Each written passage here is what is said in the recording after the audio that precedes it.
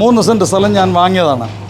എനിക്ക് ആരിൽ നിന്നും, കോടതിയിൽ നിന്നോ ഗവൺമെൻറ് ഉദ്യോഗസ്ഥരിൽ നിന്നോ PWDയിൽ നിന്നോ പഞ്ചായത്തിൽ നിന്നോ ഒരിടത്തു നിന്നും യാതൊരു വിധത്തിലുള്ളതായ നോട്ടീസും ലഭിച്ചിട്ടില്ല.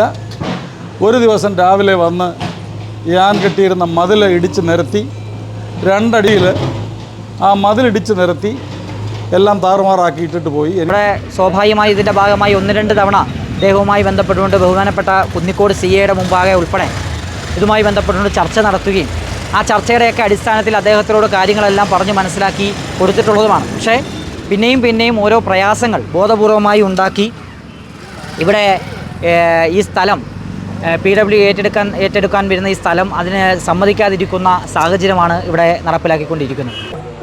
എൻ്റെ കൈവശം 25 വർഷമായിട്ട് നിൽക്കുന്നതും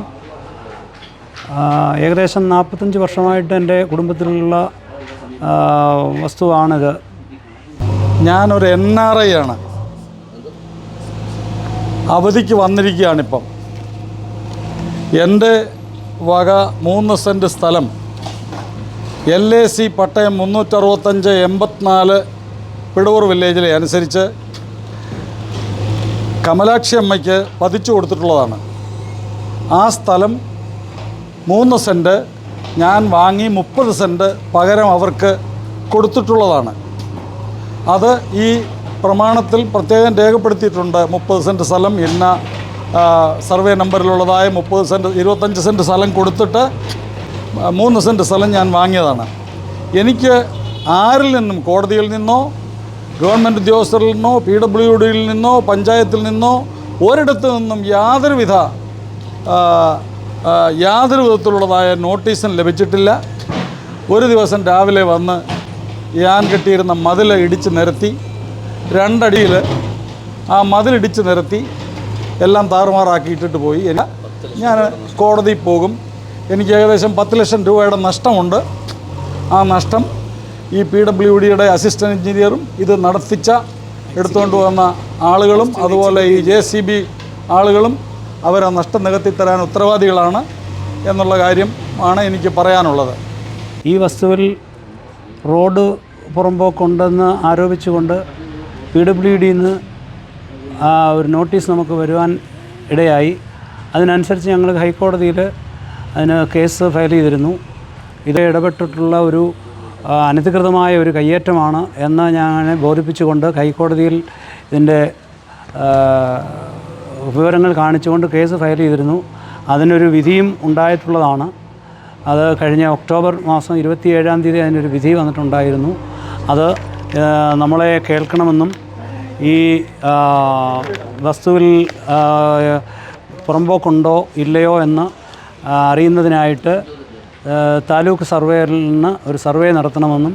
പേരൂർ പഞ്ചായത്തിലെ പനമ്പറ്റ വാർഡിലെ ഈ പ്രദേശം പുറമ്പോക്കായി കിടക്കുന്നത് കണ്ടുകൊണ്ടാണ് ഒരു പ്രോജക്റ്റ് നടപ്പിലാക്കുന്നതിൻ്റെ ഭാഗമായി ഈ സ്ഥലം സന്ദർശിക്കുകയും ഇത് ഇവിടെ ചൂസ് ചെയ്യുന്ന സാഹചര്യമെല്ലാം ഉണ്ടായിരുന്നു. എന്നാൽ ആ പ്രോജക്റ്റിൻ്റെ ഭാഗമായി നിലവിൽ രേഖകളുടെ പ്രകാരം PWDയുടെ കയ്യിലാണ് വസ്തു എന്ന് മനസ്സിലാക്കുകയും ബഹുമാനപ്പെട്ട മിനിസ്റ്റർ അടക്കം ഇടപെട്ടുകൊണ്ട് ആ PWDയുടെ സ്ഥലം ഇത്തരമൊരു പദ്ധതി നടപ്പിലാക്കുവാൻ വേണ്ടി താൽക്കാലികമായിട്ടുള്ള സാങ്ഷൻ മേടിക്കുകയും അതിൻ്റെ ഭാഗമായി മുന്നോട്ട് പോകുന്ന സാഹചര്യമാണ് ഉണ്ടായിട്ടുള്ളത്. പക്ഷേ അങ്ങനെ പോകുന്ന സാഹചര്യം വരുമ്പോൾ ഈ വസ്തു കൈയടക്കി വെച്ചിരിക്കുന്ന സമീപ പ്രദേശത്തെ 1-2 വീട്ടുകാർ അതിനെ വല്ലാത്ത തരത്തിലേക്ക് തടസ്സം സൃഷ്ടിക്കുന്ന കാഴ്ചയാണ് കാണാൻ കഴിയും. അതിൻ്റെ ഭാഗമായി കോടതിയിൽ കേസ് നടക്കുകയും കഴിഞ്ഞ 1-2 മാസങ്ങൾക്ക് മുമ്പ് ഈ കേസ് ഇദ്ദേഹം കൊടുത്തിട്ടുള്ള കേസ് ബഹുമാനപ്പെട്ട ഹൈക്കോടതി തള്ളിക്കളയുന്ന സാഹചര്യമുണ്ടായി. അതിനനുസൃതമായി PWDയുടെ AE അടക്കം ഉദ്യോഗസ്ഥനെ അടക്കം ചുമതലപ്പെടുത്തിക്കൊണ്ട് ഈ വസ്തു ഏറ്റെടുത്ത് PWDയുടെ സ്ഥലം ഏറ്റെടുത്തുകൊണ്ട് ഇത്തരമൊരു പ്രോജക്റ്റ് നടപ്പിലാക്കുന്നതിന് വേണ്ടി കൊടുക്കണമെന്നുള്ള തരത്തിലേക്ക് പറയുന്ന സാഹചര്യമുണ്ടായി. അതിൻ്റെ അടിസ്ഥാനത്തിൽ കഴിഞ്ഞ കുറച്ച് മാസങ്ങളായി തന്നെ അതിൻ്റെ ഓരോരോ നടപടിക്രമങ്ങൾ പൂർത്തീകരിച്ചുകൊണ്ട് അദ്ദേഹത്തിന് പറയാനുള്ള വാദം കേട്ടുകൊണ്ട് അതെല്ലാം ഓരോ കൃത്യമായ നിലയിലേക്ക് ആ നടപടിക്രമങ്ങൾ ഒന്നാകെ പാലിച്ചുകൊണ്ടാണ് ഇവിടെ ഇന്ന് സ്ഥലം ഏറ്റെടുക്കുവാൻ വേണ്ടി PWD തയ്യാറായിട്ടുണ്ട്. അപ്പോൾ ഇത്രയധികം സ്ഥലം പുറമ്പോക്കായി കിടക്കുമ്പോൾ ആ സ്ഥലത്ത് ജില്ലാ പഞ്ചായത്തിൻ്റെ പദ്ധതിയിൽ ഉൾപ്പെടുത്തി ഒരു 27 ലക്ഷം രൂപ ഈ ഡിവിഷനിലേക്ക് അനുവദിച്ചിട്ടുണ്ട്. ഒരു ടേക്ക് എ ബ്രേക്ക് പദ്ധതി നടപ്പിലാക്കാൻ വേണ്ടിയിട്ടാണ് ആ പണം അനുവദിച്ചിട്ടുള്ളത്.